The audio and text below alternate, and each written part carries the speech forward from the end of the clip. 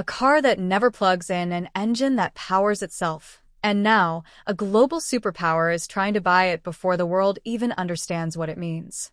China has just made its boldest move yet, a trillion-dollar power play to capture Africa's self-charging electric vehicle before the United States even gets a seat at the table.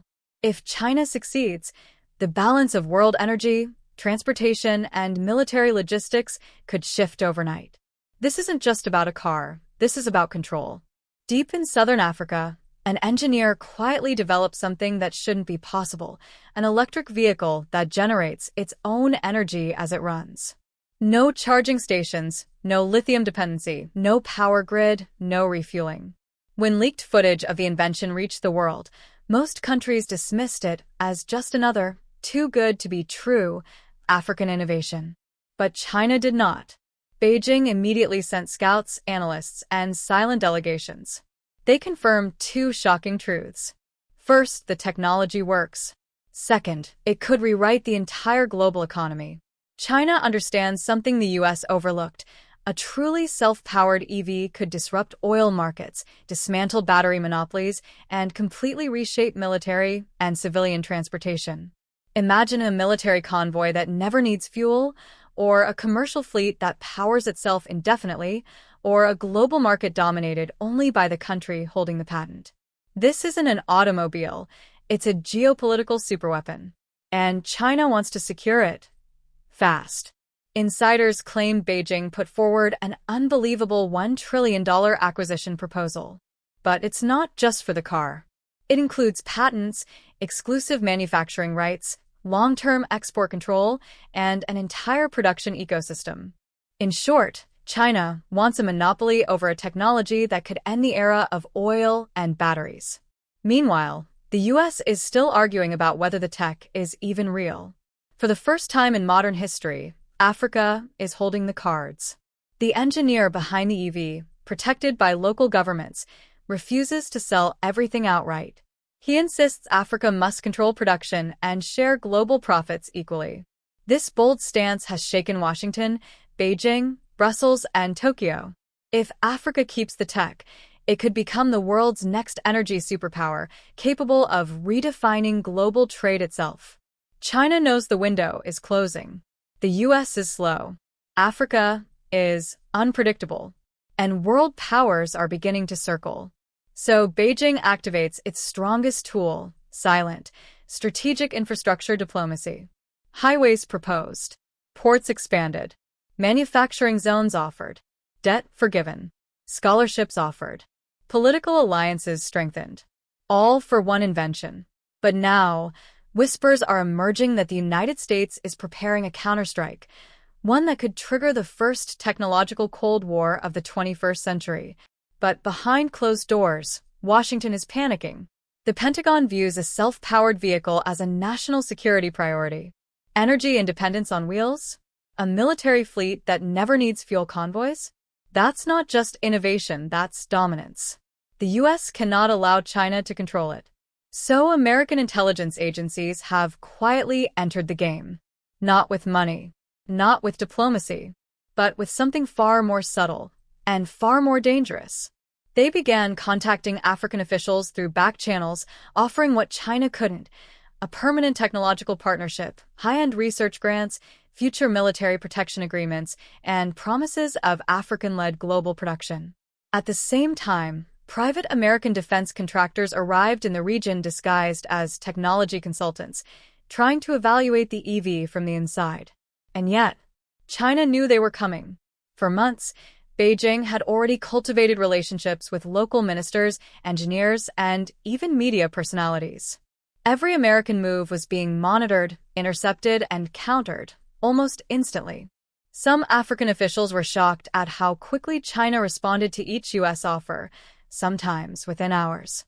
To many observers, it now looked less like a negotiation, and more like a chess match between two global giants, with Africa sitting at the center of the board. Meanwhile, the inventor remained silent, hidden, protected.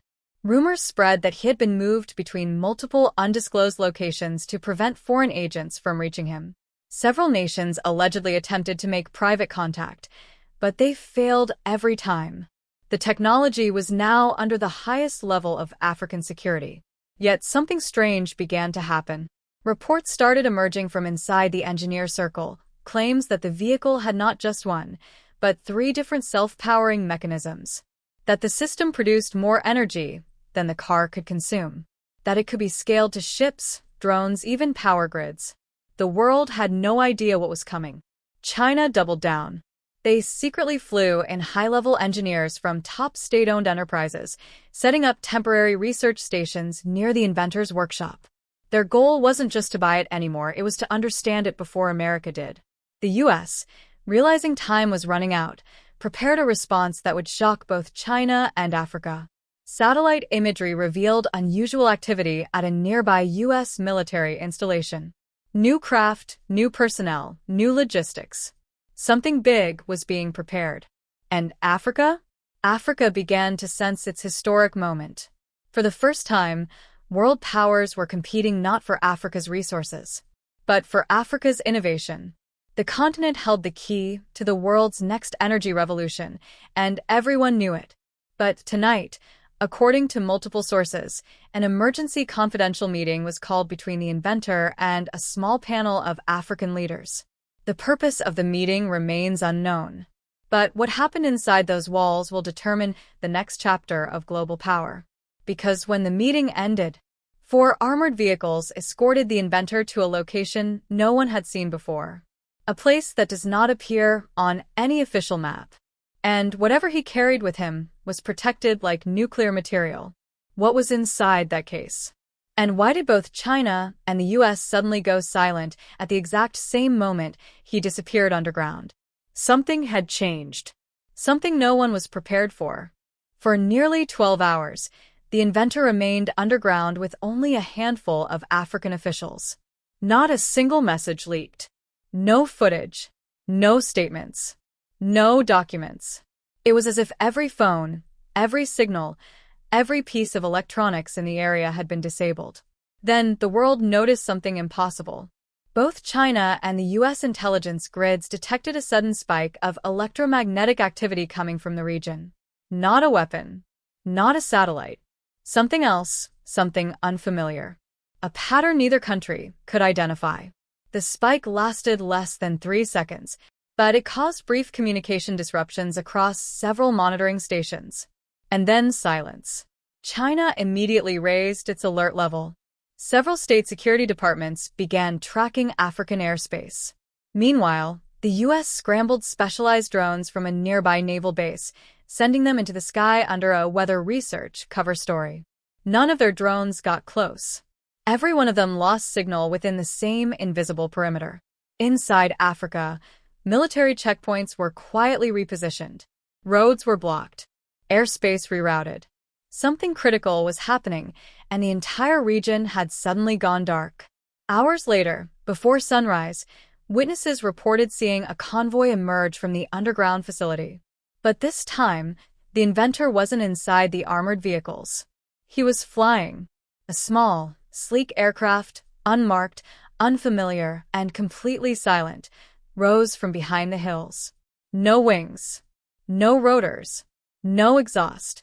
It lifted straight into the air like nothing that should exist yet, its body glowing faintly with blue pulses. Some claimed it looked like an advanced drone. Others said in disbelief, no, it was manned. China detected the anomaly first. Their sensors picked up a reading that made analysts sit up in shock. The craft was generating more energy than it consumed. Aerial perpetual motion. The United States confirmed it moments later. What they saw wasn't an aircraft prototype. It was the next stage of the self-powered EV technology. The car was just the beginning. This African innovation could power vehicles on land, in the air, maybe even in space. And suddenly, the $1 trillion China had offered seemed small, too small for what this technology truly meant. That's when everything escalated. China's ambassador demanded an emergency call with African leadership. The U.S. Secretary of State did the same. Both were denied. Africa, for the first time in modern memory, was shutting the world out. The silent aircraft disappeared into the clouds, leaving no radar trace. No trail. No signal. Just questions. Where was it going? And why was the inventor piloting it himself? But then, just as China prepared to send reconnaissance satellites closer and the US readied unmanned assets, an encrypted broadcast was sent from deep inside Africa.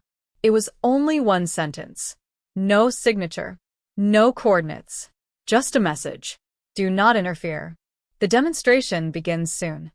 Neither China nor the US knew what kind of demonstration was coming. But one thing was certain. Whatever was about to be revealed could change the world's balance of power forever. The encrypted message spread through intelligence networks like wildfire. No one knew who sent it, African leadership, the inventor, or some new governing body formed around the technology. But one thing was clear. Africa was preparing to reveal something that neither China nor the United States had anticipated. Within minutes, both superpowers mobilized. China repositioned surveillance satellites over the region, rerouting them from South China Sea operations, a move rare enough to alarm military analysts worldwide. The U.S. responded by dispatching 2 reconnaissance aircraft toward international airspace near the area under the pretext of routine operations. But neither country dared cross the invisible boundary Africa had created. Not after the electromagnetic disruption that disabled foreign drones the previous night. Africa had effectively declared a technology no-fly zone, something the world had never seen before.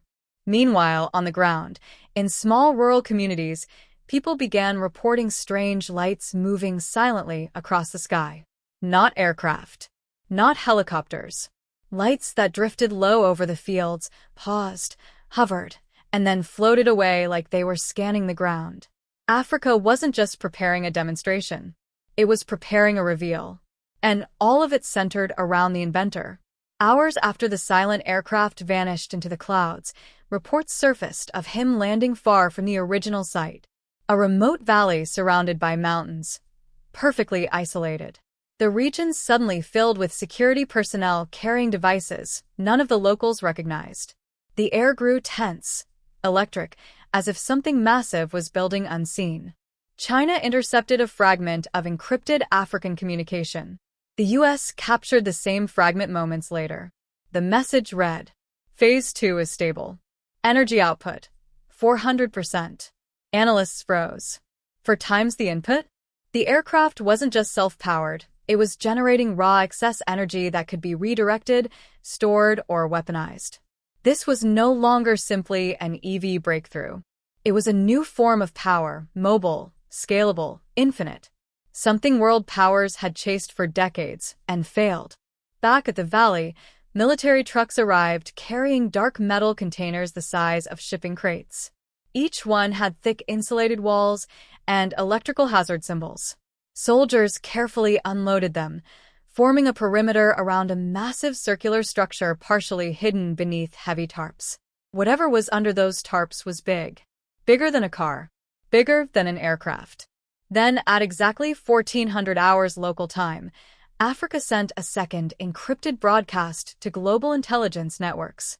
All observation instruments are advised to step back. The demonstration begins in 90 minutes. That message triggered immediate chaos.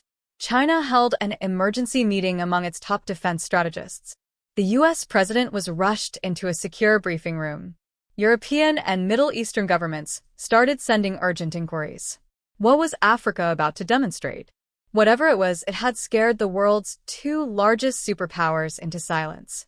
And then, just when global analysts thought things couldn't escalate further, new satellite images came in. The tarps were gone, revealing a massive circular craft, metallic, seamless, and completely smooth, resting in the valley like something not from this era. The inventor stood in front of it, flanked by African. He's not trying to build a product. He's trying to build a world where no one controls the switch. A world where electricity is not a commodity, but a right. A world where energy isn't sold, but shared. A world where a child in a rural village has the same access to power as a CEO in a skyscraper. That vision is powerful, dangerous, revolutionary. And the countries of the world know it. Because if Maxwell succeeds, oil collapses, battery empires crumble. utility companies lose control, and energy poverty becomes extinct. But to reach that future, there's one mystery the world still hasn't cracked. What exactly is Maxwell building next? Is it a home generator? A grid-free energy tower? A hybrid propulsion system? A wireless neighborhood power hub? Or something so advanced the world isn't ready for it? The answer remains locked inside Maxwell's next move. But the clock is ticking. The world is watching. And the biggest energy shift in history is already underway. And this is where everything took a dramatic turn. Because just as the African engineering team prepared to unveil the next phase of their self-powered vehicle, whispers began circulating through the global automotive world. Whispers that the technology behind this car wasn't just about transportation. According to internal reports, the same energy module that keeps the vehicle running indefinitely could power an entire home, a rural hospital, even a small manufacturing facility, without fuel, without charging, and without dependence on national grids. For the first time, major automakers realized something terrifying. This wasn't merely innovation. This was disruption. A disruption that could erase billion-dollar supply chains overnight. And while traditional companies hesitated, Elon Musk, unlike the others, moved quickly. He sent a delegation, not to investigate, not to challenge, but to understand. Because Musk knows something that most CEOs ignore. Every technological revolution begins at the edges, in places the world least expects, by people no one sees coming. And what the delegation found was beyond anything they anticipated. Inside a private research hangar, engineers demonstrated a prototype version of the energy module integrated into a drone, flying indefinitely without batteries. Then another version powering a water purification array, running non-stop for 6 months without a single recharge. Then, most shocking of all, an industrial motor spinning at full torque, without wires, without fuel, without heat. The Musk delegation was stunned. One engineer reportedly said, "If this scales, this is the end of charging as we know it." But while the world was still processing this possibility, a new complication emerged. A foreign investment group tried to buy the entire patent, quietly. A company with no public presence, no history, no leadership profiles, just money. A lot of it. Their offer? A staggering figure high enough to buy a mid-sized automaker outright. But the African team refused. Because they understood something deeper. This invention wasn't just a product. It was sovereignty. It was the opportunity for Africa to finally leap, not follow. And this refusal set off a chain reaction. Suddenly, Western media began publishing concern articles. Tech blogs tried to discredit the science. Analysts claimed it violated basic physics. But then something happened that silenced the critics instantly. Elon Musk himself made a public comment. Not defensive, not dismissive, but respectful and genuinely curious. He said, "If this technology is real and scalable, it will be one of the most important energy breakthroughs of the century. I support any innovation that moves humanity forward, no matter where it comes from." That single statement changed everything. Search traffic exploded. Global investors shifted their attention. Engineering forums began analyzing every frame of leaked test footage.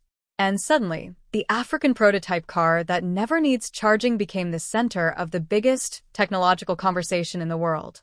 But remember, this is only the beginning. Because behind the scenes, the engineers were preparing something even bigger. A public demonstration that no critic, no corporation, and no government would be able to ignore. A demonstration that would reveal the full, unfiltered truth about the car that runs forever.